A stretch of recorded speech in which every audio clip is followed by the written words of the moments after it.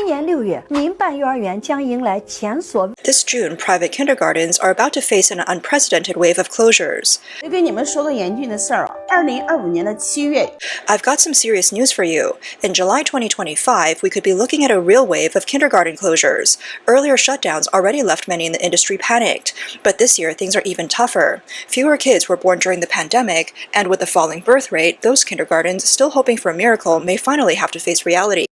The recently released 2024 National Education Development Statistical Bulletin paints a grim picture for early childhood education in China. In 2024, the number of kindergartens nationwide dropped to 253,000, down from 274,000 in 2023. That's 21,000 kindergartens gone in a single year, or roughly 2 closures every hour across the country. The total number of children enrolled also fell sharply, down to 35.8 million, a drop of over 5 million compared with the year before.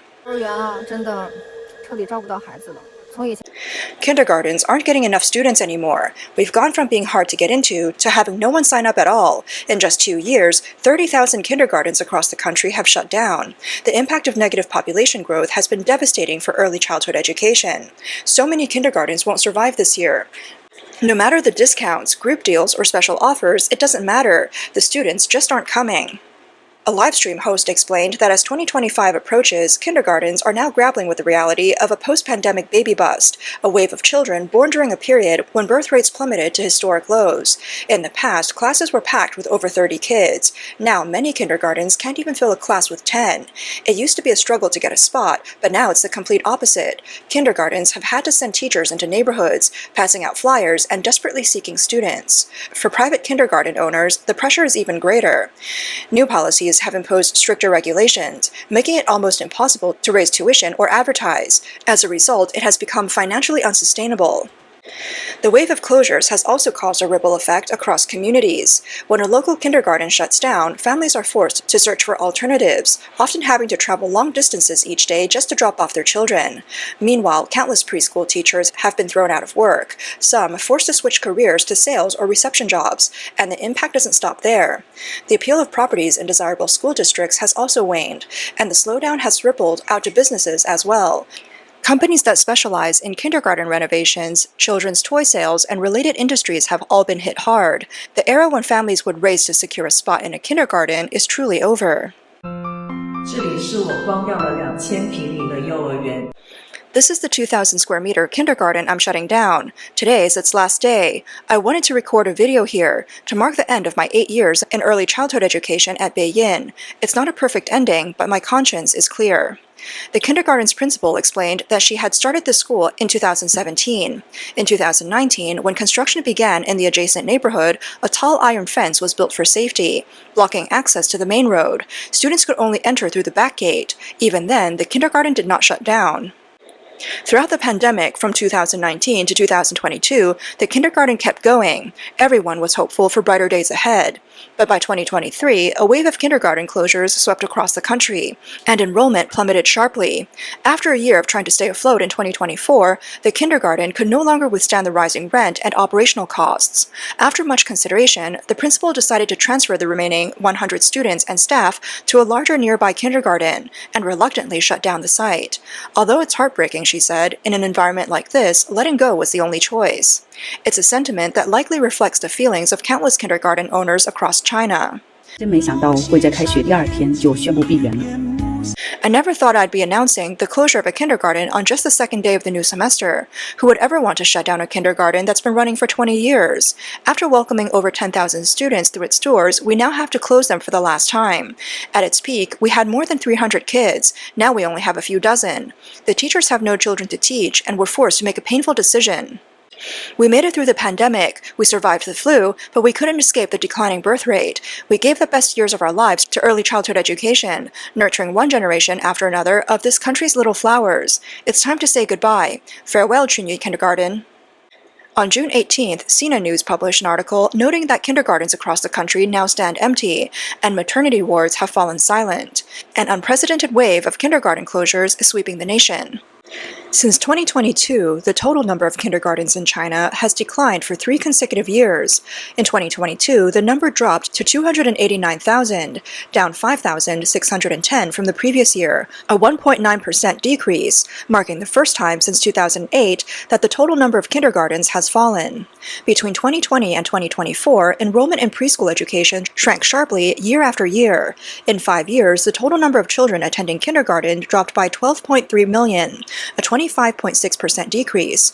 New kindergarten enrollment numbers were equally grim, falling by 6.1 million between 2020 and 2023, a 34% drop. According to the article, the number of private kindergartens decreased to 136,000 in 2024, a 9.7% decline. Meanwhile, public kindergartens also dropped by 7.7%. The root cause of this crisis lies in the sharp, long-term decline in the population of preschool-age children. Research by the consulting firm MyCos analyzed nearly 20 years' worth of birth data and compared it with 2024 statistics.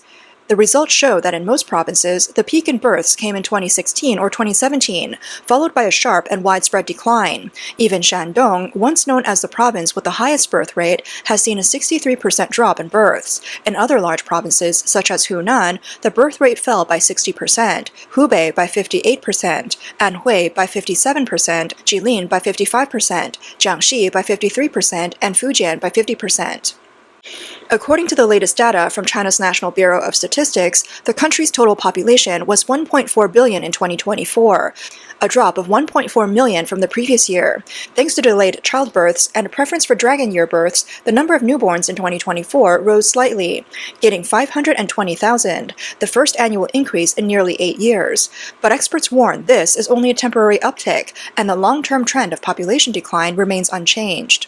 Prior to 2018, the proportion of young children in the population had remained relatively stable, but starting in 2018, a downturn began. By 2019, the share of preschool-age children had fallen to 5.7%, dropping further to 5.5% in 2020, with the rate of decline accelerating. Over the same period, China's birth rate fell sharply, from 13.3 per thousand in 2011 to just 6.4 thousand in 2023, roughly a 50% drop. The biggest decline came after 2018, and by 2022, the death rate had surpassed the birth rate, marking the start of negative population growth. Analysts warn that the wave of kindergarten closures may just be the first domino in a much bigger demographic shift reshaping the nation. President of the 21st Century Education Research Institute, Xiong Bingqi, said that declining births and a shrinking pool of school-age children are the primary reasons behind the closure of kindergartens and elementary schools across the country. Other commentators also agreed that the falling birth rate has severely impacted kindergarten enrollment. They pointed out that this trend is affecting the nation as a whole. It's no longer an isolated issue.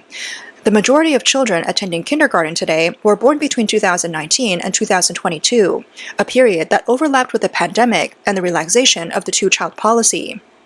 In 2019, roughly 14.6 million children were born in China, but by 2022, that number had fallen to just 9.5 million. Meanwhile, younger generations are increasingly choosing not to marry or have children. In April, China's Ministry of Civil Affairs announced that in the first quarter of 2024, there were 1.8 million registered marriages across the country, down 159,000 from the same period last year.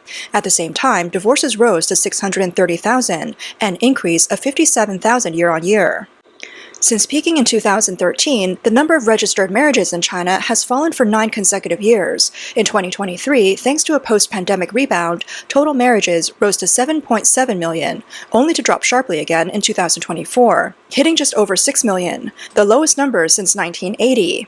The trend continued to decline into early 2025. Meanwhile, the average marriage age has risen sharply, from 23.6 years in 1980 to 28.7 years in 2020, a shift that has further delayed childbirth and impacted fertility.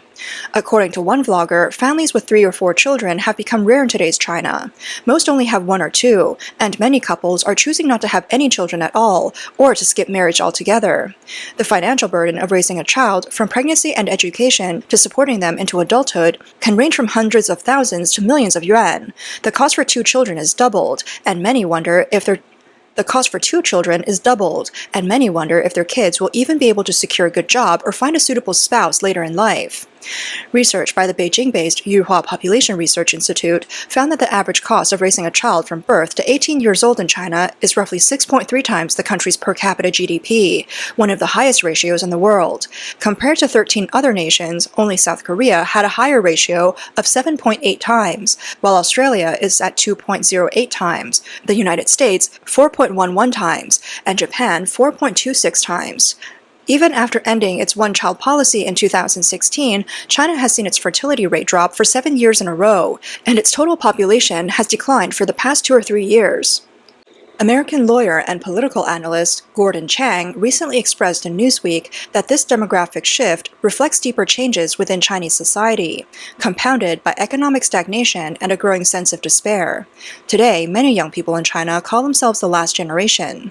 A mother from Jiangsu, named Li, explained that financial constraints are their biggest challenge. She and her husband have been debating whether to enroll their 2-year-old daughter in a public or private kindergarten. She told Nikkei Asia magazine that quality education is important, but they're already spending over 10,000 yuan, equivalent to $1,400 a month on their daughter. The couple simply can't afford to have a second or third child. In response to the crisis, some kindergartens across the country have been exploring models that combine early childhood and aged care, or have even fully converted into nursing homes in an effort to stay afloat. According to official data, by the end of 2024, China had 310 million people aged 60 and above, making up 22% of the total population. Meanwhile, 220 million people were aged 65 and older, accounting for 15.6% of the population. Today, China's population structure has changed dramatically, reshaping itself into what experts call an inverted pyramid, a society where the elderly population is growing rapidly while the number of children is steadily declining. Head of Asia Country Risk at BMI Country Risk and Industry Analysis, Darren Tay, stated that over the next decade, China's working age population will shrink sharply, shaving roughly 1% off of annual GDP growth. According to China Business Network, a long-standing kindergarten in Jinhua, Zhejiang, with a 25-year history, witnessed a sharp drop in enrollments in 2022. Meanwhile, its surrounding area lacked senior care facilities, prompting its owners to convert the kindergarten into a nursing home in 2023. Elsewhere, communities have experimented with all-age care centers that integrate services for both the young and the elderly. In Beijing's Xicheng district, the Xinbei Community Pension Service Station in Desheng neighborhood was officially launched in July 2024, becoming the city's first pilot site for integrated elderly and childcare services. A 74-year-old Beijing resident, Mr. Zhi, now takes his grandson to the center every morning. He said that while the site used to focus exclusively on lectures and activities for the elderly, it now includes dedicated spaces for children. Complete with professional childcare staff, it's made life so much easier for him. In Wenzhou, similar all-age facilities have emerged, offering nutrition and health services for the elderly while providing dedicated spaces for infant care, early childhood education, and developmental support. However, the model is not without controversy. Experts point out that senior care services fall under the Ministry of Civil Affairs, while childcare is managed by the National Health Commission, making cross-department collaboration challenging. The wave of kindergarten closures is also reshaping the future of education in China, leading to shrinking elementary schools and university departments. The Northeast China region is a prime example. As one of the hardest-hit areas of population decline, it lost roughly 11 million people between 2010 and 2020, including 6.5 million in Heilongjiang, 3.4 million in Jilin, and 1.2 million in Liaoning. The region was among the first to experience negative population growth, and its falling birth rate has fueled a crisis in elementary school education. Between 2012 and 2023, the number of elementary school students in Heilongjiang plummeted from 1.86 million to just 1.06 million. Between 2013 and 2022, the Northeast lost roughly 1,900 elementary schools in Heilongjiang, 2,600 in Jilin, and 2,200 in Liaoning, nearly halving the total number of schools across the region. Compared to the rest of the country, the Northeast has long been at the forefront of negative population growth. The economic downturn has compounded the crisis. The Northeast is experiencing an economic winter. forcing many to leave the region in search of work. In fact, the area has been shedding population since 2011. According to the 2020 Chinese census, the Northeast ranked among the top 3 regions for population loss, with an exodus of roughly 11 million people over a decade. The Northeast also has the lowest birth rates in the country. In 2022, Heilongjiang recorded a rate of just 3.3 per thousand. Liaoning 4.1 per thousand, and Jilin 4.3 per thousand, making them the 3 lowest in the nation, even falling below South Korea's 5.5 per thousand. And South Korea has the lowest birth rate in the world.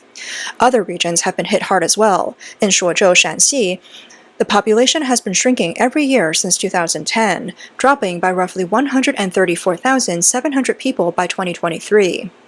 Meanwhile, in a private school in North China, enrollment has been suspended for 3 years. The middle school department is down to its final batch of students, and classes have been split into smaller groups.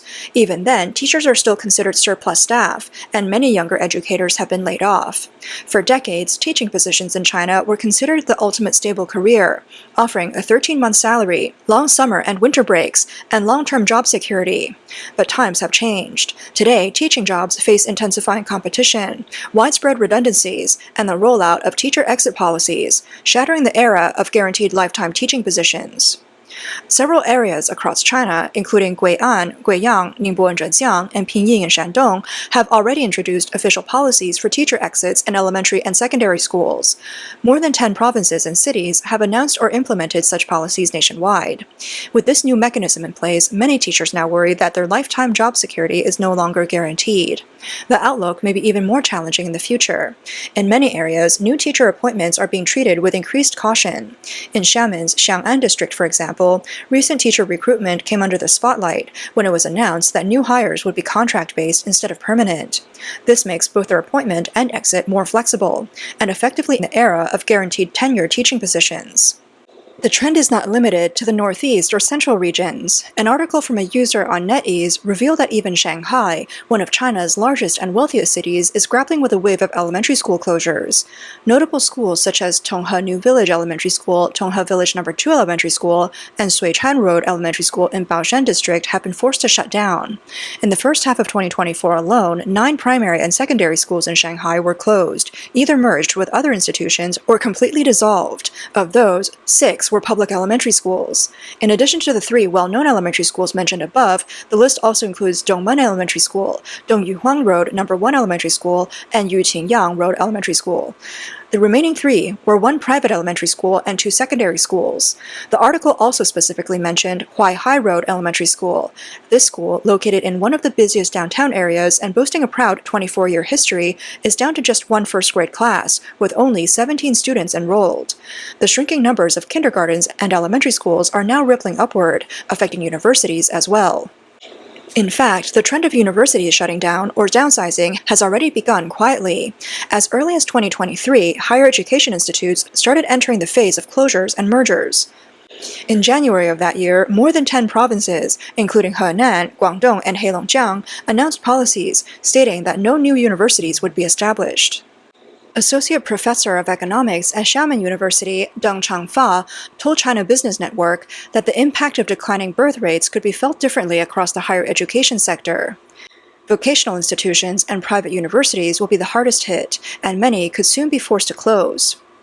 Director of the Institute of Strategic Studies at the Chinese Academy of Social Sciences, Zhang Yi, warned that declining birth rates are already impacting the education sector. He said that between the 2020 census and the next one, falling junior and senior high school enrollment will lead to a significant reduction in the number of junior and senior high schools across the country. As the trend deepens, the shrinking population of high school graduates will inevitably affect enrollment in colleges and universities as well. In other words, the wave of kindergarten closures and the merging of elementary schools is already reshaping the future of higher education, and its long-term consequences are becoming increasingly evident. As China's population continues to shrink, the outlook is far from optimistic.